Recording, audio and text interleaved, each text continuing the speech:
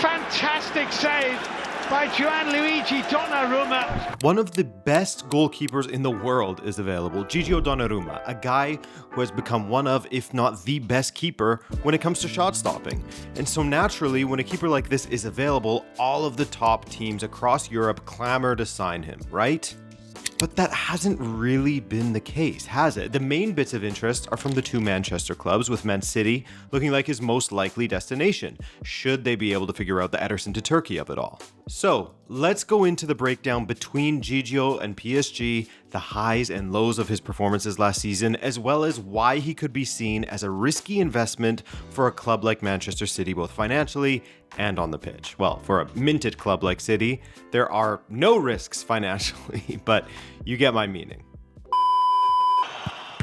And Donnarumma makes the save, and it's firmly advantage Paris. It's weird to think that someone who was so central to PSG's continental success this season is suddenly persona non grata. Well, with his current contract ending in June of 2026, a contract offer was there for Donnarumma this summer, but reports are that it was so far below what he was asking, such a huge cut to his salary, that PSG kind of knew that he wouldn't accept it. The strategy is clear. Sign Chevalier, and then see what happens with Donnarumma. If he agreed to that lesser contract and was okay with staying at PSG, I mean, great. Then they have a terrific backup to Chevalier, because that was the other side of the coin here, right? Chevalier was to be the starter for PSG this season. He was Luis Enrique's chosen warrior, so Donnarumma would be the backup. Not something a player of his stature, of his age, the starter for Italy currently, would be willing to accept. And this was confirmed by Luis Enrique when all of this noise about Chevalier, Donnarumma's exit, etc. was coming out. Before the UEFA Super Cup, Enrique was asked about the situation, to which he said, quote, "I am supported by my club and we are trying to find the best solution. It is a difficult decision. I only have praise for Donnarumma. He is one of the very best goalkeepers out there and an even better man.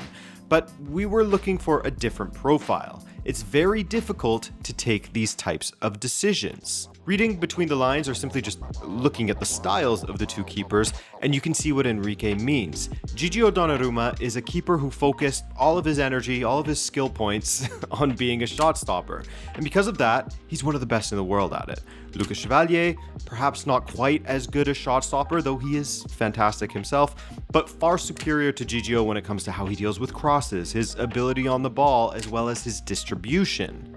Donnarumma is one of the few players in the current PSG squad that was not a Luis Enrique signing. He arrived in 2021, fresh off of winning the Euros for Italy, when PSG was a very, very different squad. Gianluigi! Now making signings under Enrique and Luis Campos. Naturally, we'll speak more about the weaknesses in Gigio's game that caused Enrique to take this decision, but first, how did Donnarumma reply to this? He made a statement on Instagram essentially bidding adieu to PSG, and here are some highlights. "To the special Paris fans, from the first day I arrived, I gave everything, on and off the pitch, to earn my place and defend the goal of Paris Saint-Germain. Unfortunately, someone has decided that I can no longer be part of the group and contribute to the team's success. I am disappointed and disheartened. I hope to have the opportunity to look the fans at the Parc des Princes in the eyes one more time and say goodbye as it should be done. If that doesn't happen, I want you to know that your support and affection mean the world to me, and I will never forget it. To my teammates, my second family, thank you for every battle, every laugh, every moment we shared. You will always be my brothers. Playing for this club and living in this city has been an immense honor. Thank you, Paris." Classy statement, really, and clear that he wanted to continue with PSG despite being forced out. And if we are to believe his agent, Enzo Raiola, Mino's nephew, I believe, then Gigio allegedly was willing to do what it takes, within reason, to stay at PSG. Enzo said, quote, "We accepted an offer below the current salary because Gigio wanted to stay. Then they changed the tables, at which point we broke off negotiations and agreed to get in touch again after the Champions League final. We got in touch before the Club World Cup and they confirmed their willingness to continue. We did not expect what happened in the last 10 days. I understand the need to buy a new goalkeeper, but to take Gigio out after all he has done for the club is a huge lack of respect that I will assess with my lawyers.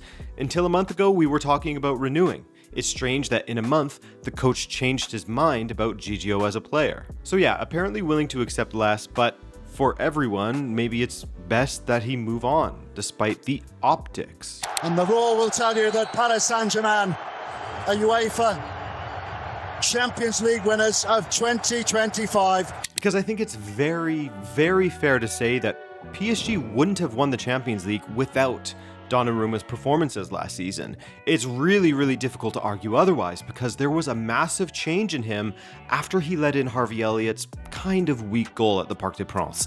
In the second leg, he was a wall, not just in the shootout where he made a few saves, but throughout the match as well to keep a clean sheet and get to the shootout.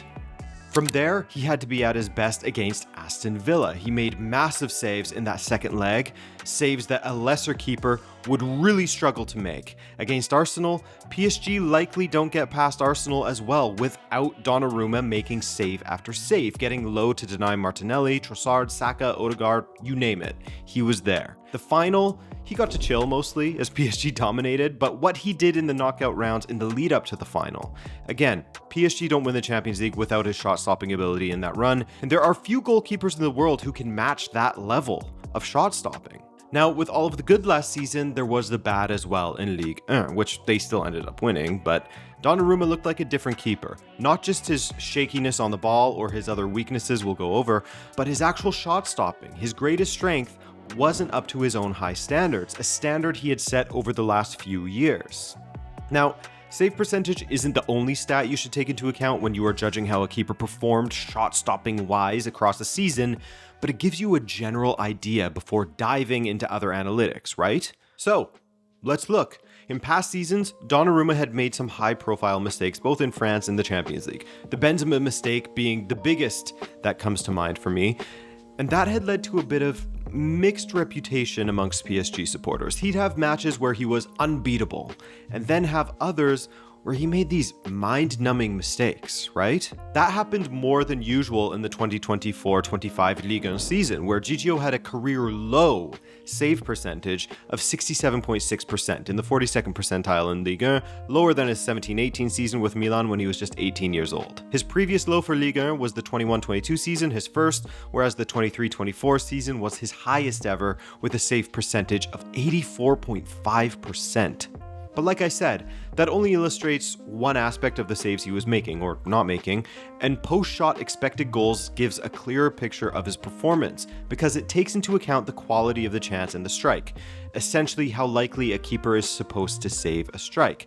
Here, for the first time since joining PSG, his numbers were in the red, negative, as his post-shot expected goals was 21.7 and he conceded 25 goals, so minus 3.3 for the season, meaning he let in about 3 goals more than would be reasonably expected of a keeper. I simply bring that up because it provides added context as to how he performed as a whole last season. His Ligue 1 form was drastically different from his Champions League form, whereas post-shot expected goals was flipped in the Champions League, plus 2.2 there, so saving more than reasonably expected.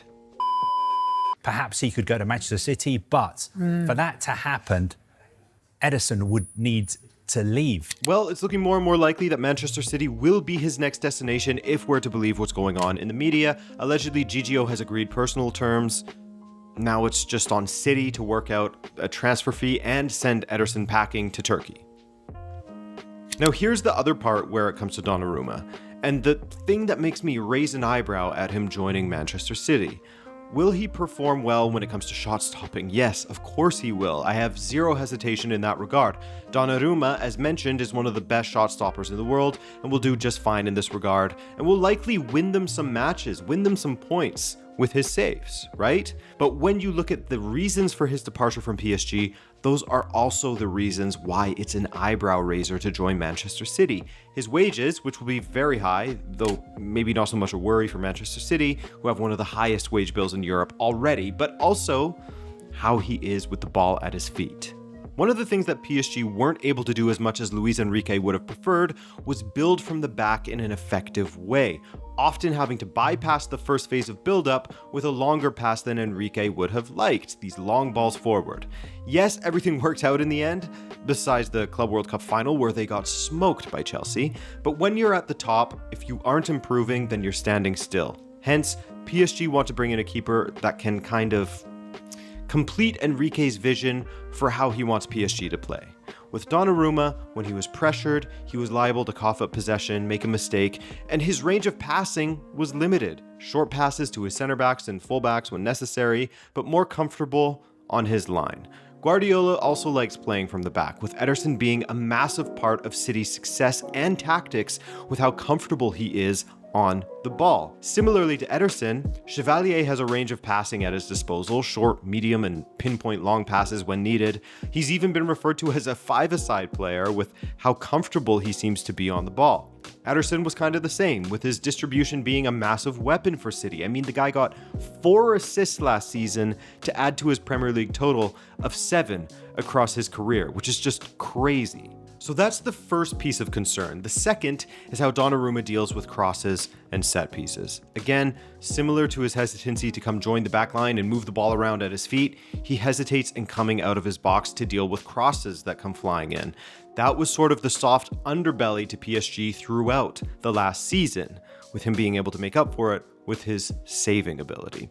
Now, if your keeper isn't coming out to get the ball, your defenders may be first to it, but what about the second ball? What if they aren't first to it, right? That possibility wouldn't be there for the second ball had your keeper come out and collected it or given it a firm punch away. Thankfully, like I said, Donnarumma can make up for this, for the most part, with his shot-stopping ability. But again, you'd rather your keeper come and deal with the cross rather than leave anything to chance when it comes to the finishing of your opponent versus the shot-stopping of your keeper. So that's where the risk comes in with Donnarumma. Expensive and not the well-rounded keeper that some teams demand. If I'm looking for a keeper that is incredibly strong when it comes to stopping attackers in one-on-one situations, flying through the air and using their massive wingspan to sort of swat a ball away that they had no business getting to, or quick reaction saves that see your keeper get down to the ground faster than a 6'5" man should be able to, then Donnarumma is my guy, no doubt.